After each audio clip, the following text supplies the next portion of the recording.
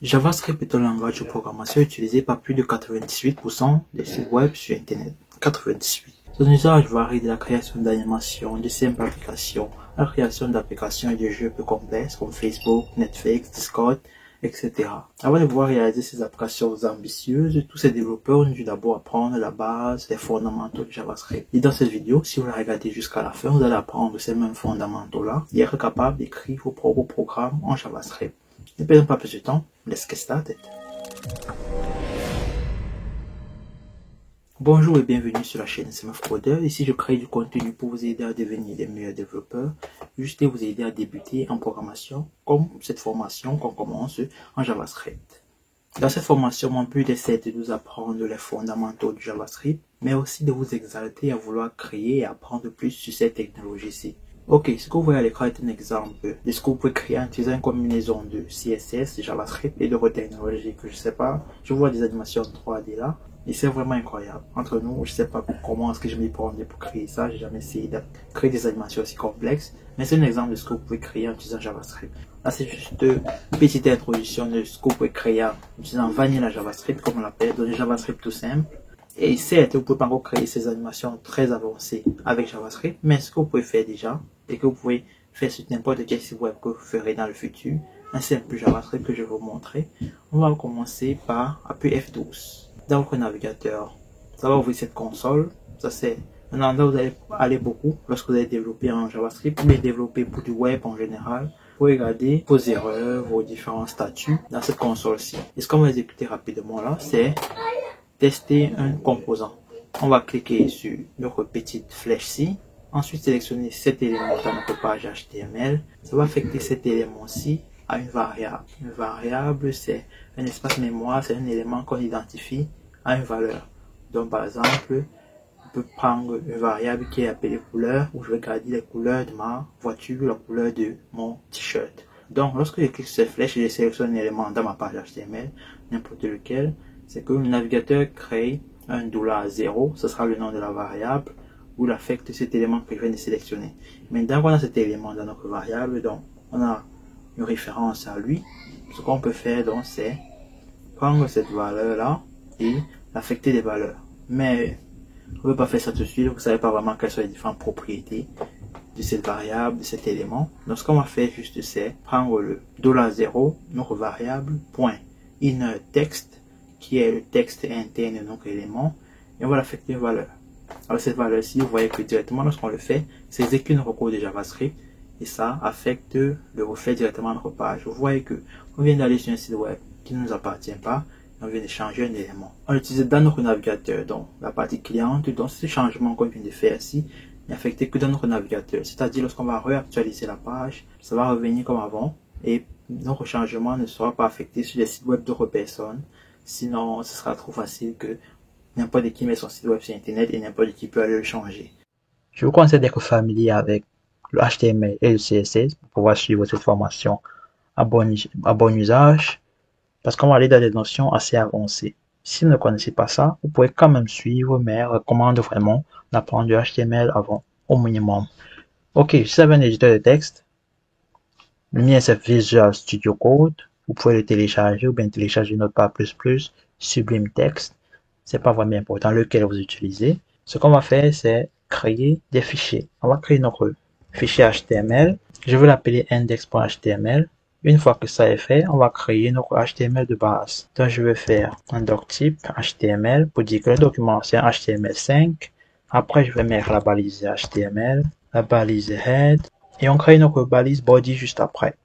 Ok, pour écrire du JavaScript, on le fait dans une balise script. Une balise script. Je commence à l'écrire et mon éditeur de texte me suggère déjà des différentes choses. Je peux écrire du JavaScript normalement, JavaScript modulaire ou JavaScript avec une source. Là, c'est si je veux créer un JavaScript externe. Vous voyez comment on a notre fichier HTML. On peut aussi avoir notre fichier .js pour le JavaScript en mettant juste la source où est-ce que notre navigateur va chercher notre JavaScript. Mais là, on veut juste commencer normalement. Donc, je vais mettre script là et on va pouvoir écrire du JavaScript. Là, je le mets à la fin de mon document, après que tout mon HTML sera mis, soit chargé, juste même à l'extérieur du body, parce que le JavaScript, c'est du code qui doit être exécuté. Vous pouvez prendre des variables, faire des modifications. Et généralement, on veut que notre page soit déjà chargée avant d'exécuter notre script. Parce que lorsque JavaScript est exécuté, notre page ne sera pas en train de charger et ça peut faire que vous avez une page qui a l'air lente juste parce que le JavaScript est en train d'exécuter avant que la page ne commence à charger. Donc, généralement, on charge le HTML avant le JavaScript. Ce qu'on va faire initialement, c'est faire un console.log et je vais afficher un message dans ma console appelé Hello World. J'ai mal écrit, mais c'est pas important. Et on va mettre un point virgule. Chaque instruction, chaque ligne de code que vous voulez le passer, vous devez mettre un point virgule à la fin pour dire que cette instruction-là est terminée. Console.log nous permet d'afficher un message dans la console. Je vous ai montré la console tout à l'heure à l'introduction et on peut le faire directement dans notre JavaScript. Pas besoin d'aller dans la console directement pour afficher un message à l'intérieur. On peut le faire à partir de notre code. Ok, j'enregistre ça. Maintenant, on va exécuter notre HTML comme on le ferait normalement. C'est-à-dire, je pars et je l'ouvre dans l'explorateur de fichiers et je l'ouvre dans mon navigateur. Je vais l'ouvrir avec Google Chrome. Et vous avez notre premier JS qui est là, avec le titre aussi. Lorsque j'ouvre ma console, F12, vous voyez bien que dans notre console, on a le message qui s'est affiché, Hello World. Ça me dit que le code ici vient de mon HTML à la ligne 11, qui est bien exact. Ligne 11, j'ai fait mon console.log. Là, c'est pour afficher quelque chose dans la console. Si je veux afficher quelque chose dans une alerte aussi, je fais un alerte et je suis mon message. Je mets un point virgule lorsque j'enregistre et je viens là, je réactualise ma page pour recharger le nouveau contenu que j'ai rajouté. Vous voyez qu'on a notre Hello Alert qui s'affiche, ça c'est une alerte de notre navigateur. Donc je vous ai montré un console.log, un alert aussi. On a un autre que j'ai pas utilisé il y a longtemps, prompt, qui permet d'afficher un message et de prendre une valeur à l'utilisateur. Si je fais par exemple prompt, quel est ton nom, ça va me prendre une valeur et me retourner la valeur. Maintenant que je vais prendre cette valeur à l'utilisateur, ce que je vais faire, c'est l'afficher dans ma console. Et au lieu d'afficher mon message dans des quotes, je vais effacer ça et mettre mon prompt. Donc ça va prendre la valeur de l'utilisateur et l'afficher directement dans ma console. Tous les textes que vous voulez écrire dans votre JavaScript, vous pouvez les mettre dans des doubles quotes ou vous pouvez aussi les mettre dans des quotes simples, c'est-à-dire celles-ci. Vous pouvez les mettre dans des quotes simples ou bien des doubles quotes. C'est pour que le JavaScript sache que c'est bien une chaîne de caractères que vous voulez écrire et non un simple code du JavaScript. Ça, c'est un code du JavaScript. Ça, c'est un texte dans du code du JavaScript. Ils sont différenciés avec les couleurs de mon éditeur de texte. Si j'enregistre ça, je vais effacer mon alerte. Je vais enregistrer. Je viens là, j'actualise. Vous voyez, on dit quel est ton nom. On me met un prompt là, je dois entrer une valeur. Je vais mettre SMF couleur et je mets OK. Et vous voyez, SMF couleur est affiché dans la console. C'est un peu cool que vous pouvez faire ça. Et maintenant que vous pouvez prendre une valeur utilisateur, ça vous permet de faire des petites fonctionnalités, des petits jeux. Mais pour pouvoir faire des choses un peu plus avancées comme ça, vous allez utiliser des variables. Ok, à l'introduction de la vidéo, j'ai introduit un peu le concept de variable. Qu'est-ce qu'une variable? C'est un objet dans lequel on peut mettre une valeur. Et comme vous voyez dans ce fichier-ci, on a différents types de variables qu'on peut avoir. On définit une variable par le mot-clé let en JavaScript, le nom de la variable, on met le signe égal et on lui donne la valeur qu'on veut avoir. Bien entendu, on peut aussi définir une variable et ne pas l'affecter une valeur au début et affecter une valeur par après dans notre code. C'est-à-dire, je viens ici après, je mets nombre 15, ça donne la même chose que j'avais tout à l'heure. Je déclare la variable et je lui donne une valeur après. Ça se lit un peu comme l'anglais normal. Vous prenez le nom de la variable et vous lui donnez une valeur avec le signe égal. On appelle ça de l'affectation. Je déclare la variable et je l'affecte directement à la valeur pour me sauver une ligne de code. Donc, on peut avoir des nombres, on peut avoir des chaînes de caractères, comme je l'ai dit, dans des doubles quotes ou bien des simples quotes. String, c'est ça le nom en anglais. C'est une chaîne de caractères, dont un texte en fait. Ça peut être un mot, une lettre, bien des choses bizarres là. C'est une chaîne de caractères. Vous pouvez mettre n'importe quel caractère à l'intérieur de ces quotes. On a un booléen, c'est-à-dire qu'une valeur, une variable dont la valeur est vraie ou fausse. Booléen, c'est soit vrai, soit faux. As-tu liké la vidéo? Je pense pas. Donc, on va mettre ça à faux. Après, si tu l'as fait, on le laisse à vrai. Like la vidéo. Merci. Après, on a le type de variable pour tableau qui permet de contenir plusieurs valeurs.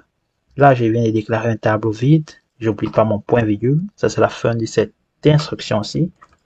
Et la prochaine ligne, on a un tableau avec des valeurs. Là, c'est un tableau que j'ai appelé fruits pour déclarer quelques fruits là. Et c'est une liste de plusieurs fruits, orange, ananas et mangue. Chaque valeur est séparée par un virgule.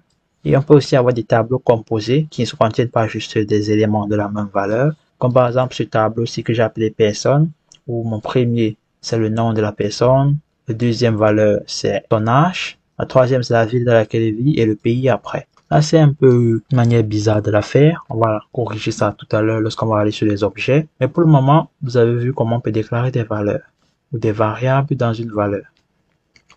Vous avez vu comment on peut déclarer des variables. On a un opérateur, une opération que ça nous permet de... On a un opérateur qu'on peut utiliser qui s'appelle typeof, suivi le nom de la variable, qui nous retournera le type de la variable. Bien entendu, j'ai sauté ça pour vous l'expliquer tout de suite. C'est une constante. Je l'ai appelé pi et la valeur c'est 3.14. Lorsque j'ai déclaré pi à 3.14, je ne peux pas venir après et faire pi égale 15. Ce code ici ne va pas marcher parce que je ne suis pas supposé changer la valeur d'une constante. Mais lorsque je déclare une variable normalement, je peux faire ce que je veux après. On va effacer ça. On va venir dans empty. On va aller dans notre HTML. Ça c'est le JavaScript qu'on avait tout à l'heure. On va changer ça. On va retirer ça. Je vais vous montrer maintenant comment appeler du JavaScript dans un fichier. Là, je vais venir là. Je vais mettre src pour dire la source de mon JavaScript et je vais naviguer à partir de ce fichier-ci. Il est situé dans le dossier empty. Donc, je vais mettre 2 points pour remonter d'un dossier. Vu que je suis dans le dossier empty, je vais sortir du dossier empty. Donc, je mets 2 points suivi du slash. Maintenant, je suis en dehors du dossier empty. Vous voyez que mon Visual Studio Code directement me met les dossiers ou les fichiers dans lesquels je me situe. Il a remarqué que je ne suis plus dans empty, je suis à l'extérieur de empty. Et à l'extérieur de empty, on a ces éléments-ci. Donc, il me l'affiche pareil ici. Je veux charger la variable .js. Ce que ça va faire, c'est que ça va exécuter mon JavaScript exactement comme si je l'avais écrit directement ici à l'intérieur. Sauf qu'il va aller le chercher dans ce fichier-ci. Si j'enregistre ça, on va dans notre navigateur à nouveau et j'actualise mon code.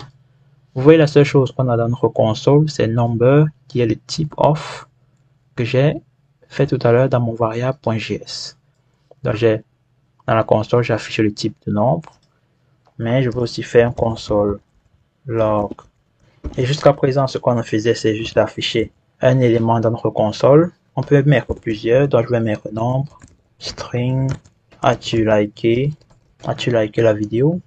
Je vais aussi mettre myvar, après fruit et personne. Donc je vais afficher toutes mes variables d'un coup. Si j'enregistre ça, et je viens ici, on actualise. Vous voyez que la première variable c'était nombre, à valeur 15. La deuxième c'était abonne-toi, dans ma chaîne de caractères. Fais-le. Si tu l'as fait, la valeur va aller à vrai dans la variable as-tu liké la vidéo. Après ma variable qui s'appelait myvar était un tableau vide. Donc la console affiche là comme un tableau vide. La prochaine c'était mes fruits. Vous voyez, c'est un tableau, ça me donne entre parenthèses la taille du tableau. Donc il y a 3 éléments dans ce tableau-ci, orange, ananas et mangue. Si je le déroule là, vous voyez, orange, ananas et mangue, chacun un nombre devant là. On va le détailler et aller plus en détail lorsqu'on verra la notion du tableau. Pour le moment, vous voyez juste ça, que c'est une liste de plusieurs éléments. Et pour mon tableau appelé personne, on a le nom, l'âge, etc. On a vu ça tout à l'heure. Donc, vous avez des variables dans lesquelles vous pouvez mettre des valeurs et les utiliser plus tard. Par exemple, je pourrais faire ce qu'on appelle une concaténation. Je viens ici, je dis console.log résultat. Et mon résultat, qu'est-ce que je vais faire? C'est juste faire un string plus nombre. Ça, c'est une opération de concaténation. Si je prends une chaîne de caractères plus une autre chaîne de caractères ou un nombre, ça va les ajouter l'un à la fin de l'autre. Donc, je vais créer une variable appelée résultat, vu que je veux l'utiliser ici en dessous, et passer ces éléments-ci à l'intérieur de ma variable et afficher les résultats. Après avoir enregistré mon code, je reviens à ma page, j'actualise, et vous avez vu, on a abonne-toi suivi de 15. Ce sont 2 variables différentes qu'on a rajoutées pour faire une opération.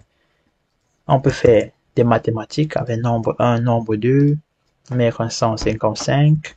Et si je fais nombre et nombre 2, et j'affiche le résultat, ça sera un autre résultat qui sera 170.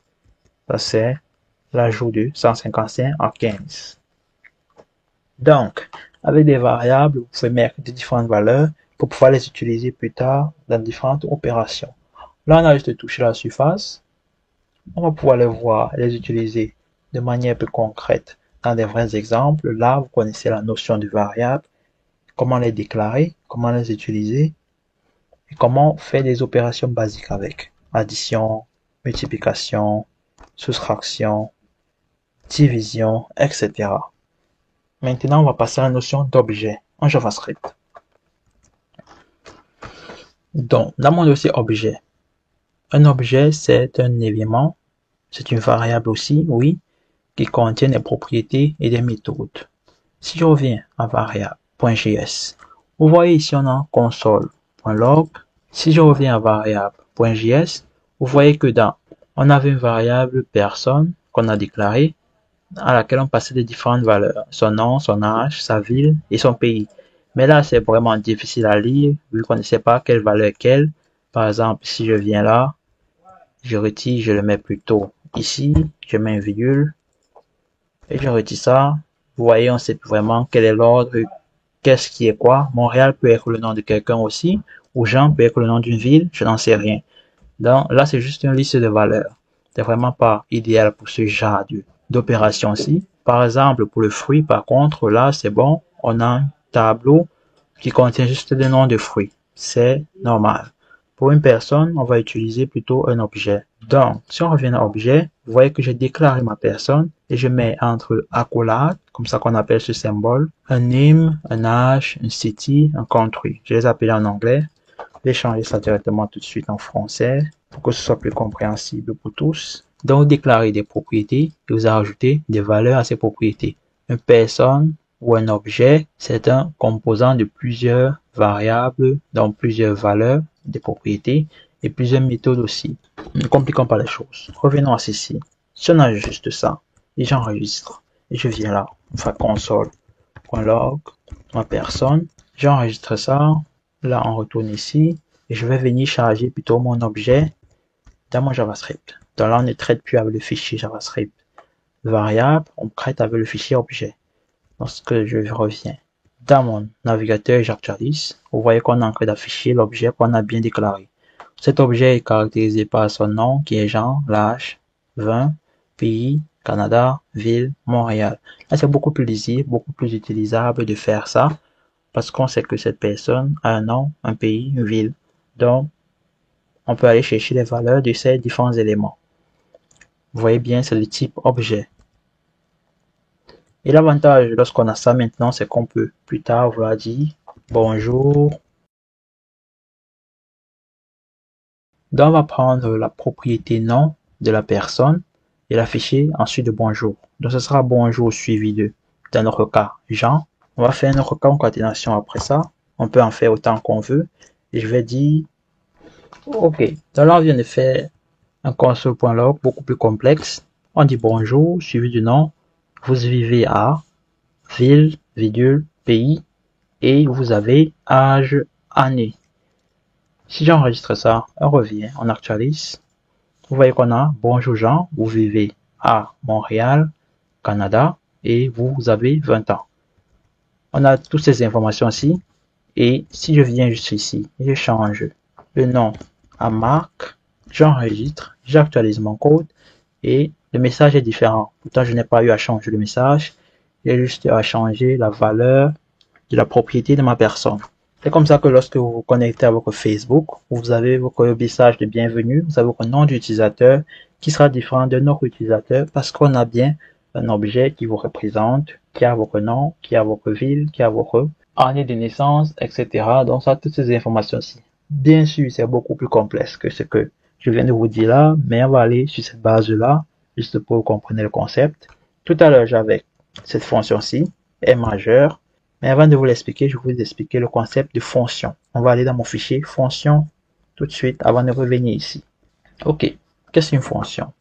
Une fonction, c'est une liste d'instructions qu'on veut exécuter pour accomplir une fonctionnalité bien précise. Et on a déjà eu à utiliser des fonctions plusieurs fois dans cette vidéo, mais vous ne savez pas que c'était des fonctions. Si on revient à variable, dès le début, on a utilisé un console.log. Maintenant que vous avez vu un objet et vous avez vu le point, parce que c'est comme ça qu'on accède aux propriétés d'un objet, on met personne, point et le nom de la propriété. Donc vous savez que log ci, ça vient de l'objet console. L'objet console, on ne l'a pas défini, c'est un objet qui existe dans JavaScript. Donc on n'a pas besoin de le créer, comme dans notre cas, si on a déclaré notre objet. Avant ça, ça n'existait pas, mais console vient directement avec du JavaScript. Donc on a fait console suivi de log, sauf que on n'a pas fait une affectation comme dans nos différentes propriétés, donc on mettrait, on fait un égal, puis la valeur qu'on va lui donner. On a plutôt appelé entre parenthèses et on a passé une valeur à l'intérieur. Donc ça, c'est ce qu'on appelle une fonction. Si je veux afficher un élément dans ma console, je dois utiliser la fonction console.log. Ça, c'est une fonction définie à l'intérieur de l'objet console. Et on peut déclarer nos propres fonctions. Ceci se fait en utilisant le mot-clé fonction, le nom de la fonction qui sera plutôt mon log, par exemple, et je vais mettre un message et des accolades. Dans la fonction, on met le mot-clé fonction, on donne le nom à une fonction. Si on veut prendre des arguments ou des paramètres, on met ça entre parenthèses, on définit un nom pour ces paramètres-là. Et entre accolades, on va écrire dans toutes les instructions qu'on veut que notre fonction réalise. Pour notre cas, on veut une fonction bien simple qui va faire un console.log du message. Là, si j'enregistre ça, je reviens ici, je vais plutôt mettre mon fonction.js pour pouvoir exécuter ce code ici.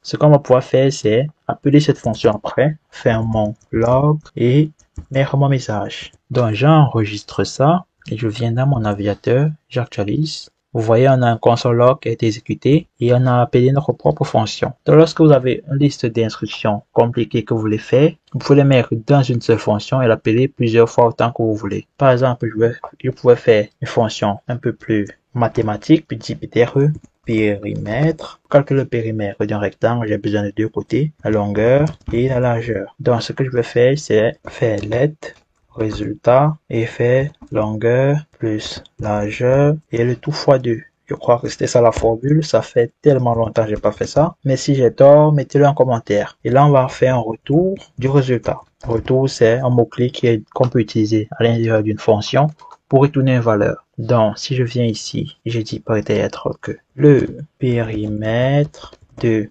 15 fois 5 cm est, dans le périmètre d'un rectangle de 15 cm fois 5 cm est, et je vais mettre le résultat de périmètre, et je vais le passer 15 et 5. On fait une concaténation, sinon ça me donne cette erreur ici. Donc, on va rajouter ce résultat à la fin de cette chaîne de caractères. J'enregistre ça.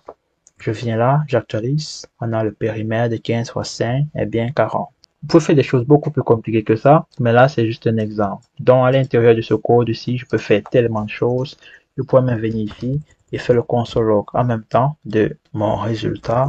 Et si je viens là, on aura eu console log suivi de mon message après. Donc, maintenant qu'on sait comment utiliser des fonctions, c'est ce qu'on revient ici dans objet et on fait. On a le mot-clé fonction. Au lieu de mettre un nom, comme on l'a fait tout à l'heure, et le mettre des paramètres, là, on n'en a pas besoin. Le nom de la méthode est défini comme pour toutes les méthodes d'avant. Elle est définie avant. On met un 2 points.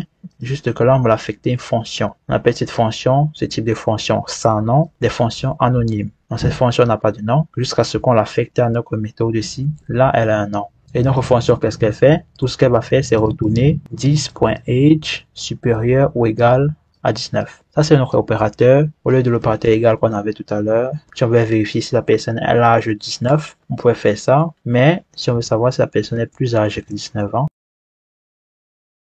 ou à même 19 ans aussi, donc supérieur ou égal, on va prendre 10.age. 10 refait à l'objet dans lequel on se situe. Donc, on se situe dans l'objet personne. On va partir dans personne. On va regarder la propriété âge et la comparer à 19. Donc, pour Marc, actuellement, lui, il a 20 ans. Donc, lorsqu'on appelle la fonction est majeur à personne, on aura un vrai. Parce que ça, c'est un booléen. Ce sera vrai ou faux. Lorsqu'on évalue ça, l'âge est supérieur à 19, ce sera vrai ou faux.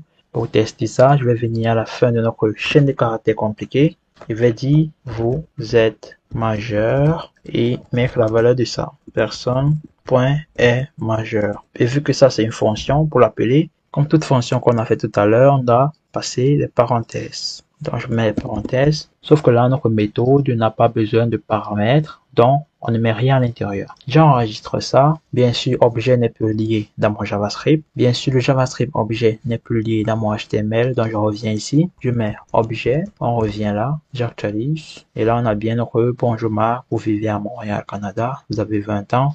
Vous êtes majeur. True. Qui est vrai. Donc, maintenant qu'on sait faire et créer une fonction, je vais venir ici faire quelque chose de plus compliqué. Je vais créer une fonction qui s'appelle présente personne qui va prendre une personne. Donc, je vais copier ça, venir le coller ici. On va effacer mon log ici, plutôt le mettre en commentaire. Là, un code en commentaire, vous voyez, il est ouvert. Je mets double slash en avant et ce code ne sera plus exécuté. C'est ce qu'on appelle un commentaire dans du code. Sinon, toutes ces lignes ici vont être exécutées comme des instructions. Donc, lorsque je mets un commentaire, il ne sera plus exécuté. Donc, je présente personne et ce que je vais faire dans présente personne, c'est faire exactement tout ce que je faisais ici, mais le faire un peu mieux. Maintenant, on dit personne.nom, personne.pays, personne.ville, etc. Ce personne-ci refait aux personnes qui sera passé dans les paramètres. Paramètre personne, c'est lui qu'on va prendre. Donc, si je viens, j'appelle ma fonction présente personne et je le passe. Au lieu d'appeler cette personne juste personne, je vais l'appeler Marc. Je vais doubler ça. Mettons un point virgule à la fin pour dire que ça se termine bien ici. Je vais l'appeler Jean et changer le nom. Lui sera Jean. Lui va vivre à Ontario. Et là, on aura plutôt son âge qui sera 18 ans. Donc, si je viens, je dis présente de personne, je le passe Marc, point virgule. Je fais encore la même chose si je dis plutôt présente-moi Jean. J'enregistre ça. Je viens de l'HTML, je m'assure bien de charger ma fonction.js. Et je pars là, j'actualise. Et on a bien bonjour Marc, vous vivez à Montréal, Canada, vous avez 20 ans, vous êtes majeur, vrai ou trop. Et après, on présente de Jean, il vit à Ontario, Canada, il a 18 ans, vous êtes majeur, faux. Donc, juste avec notre fonction, on a pu exécuter toutes ces lignes de code complexes deux fois, juste en deux lignes de code, deux mots simples. Quand on déclare quelque chose de complexe, et ça peut être une fonction de 50 lignes de code, lorsque vous l'appelez, passez les paramètres qu'il faut, s'il y en a pas, vous n'en passez pas, et ça va exécuter tout ce qui se trouve à l'intérieur de la fonction. On a des fonctions que vous pouvez utiliser en JavaScript. On a plusieurs fonctions en dehors de console.log qui existent par défaut. On a par exemple des fonctions dans la librairie math ou l'objet math. Si je fais math, le M de écran majuscule, suivi de math, il me pointe. Vous avez toutes ces fonctions-ci et ces propriétés. Vous voyez, ça, ce sont des constantes. On a la constante qui représente pi. On a square demi, square 2. Je sais pas ce que ceci veut dire, mais c'est des exponentielles. C'est pour faire des mathématiques, en fait. Donc, tout ce qui représente les mathématiques qui sont disponibles en JavaScript, vous pouvez le faire ici. Je peux faire un math.squareroot, qui est à dire racine carrée de 9. Et si je l'affiche dans ma console, j'enregistre ça, j'actualise, vous voyez, ça sera bien 3. La racine carrée de 9. Donc, on a des fonctions dans des objets qui existent déjà en JavaScript que vous pouvez utiliser et expérimenter, jouer un peu avec ça. Ça sera tout pour cette vidéo d'introduction aux variables, aux objets, aux fonctions en JavaScript. Vous avez des fonctions natives, des objets natifs, comme console, comme math, et vous pouvez vraiment vous amuser avec tout ça. Donc maintenant que vous pouvez créer des variables, prendre des valeurs à l'utilisateur et les utiliser, mais mettre dans des objets, je vous conseille de jouer un peu avec ça, créer des fonctions, etc. Vous pouvez créer vraiment des choses super fun. Mais vous allez pouvoir créer plus avec la prochaine vidéo. On va prendre beaucoup plus de concepts fondamentaux, comme les conditions, des boucles, etc. Une condition, c'est par exemple, au lieu d'afficher juste est-ce que vous êtes majeur vrai, ce qu'on peut faire, c'est si la personne est majeure, on affiche un message différent. Si la personne n'est pas majeure, on affiche un autre message. C'est comme ça que vous pouvez faire des choses beaucoup plus complexes. Comme par exemple, lorsque vous allez sur Facebook et vous entrez votre email et votre mot de passe, si c'est correct, bien vous pouvez vous connecter. Si ce n'est pas correct, vous ne pouvez pas vous connecter. Rendez-vous à la prochaine vidéo pour apprendre plus sur JavaScript. Prenez soin de vous. Ciao.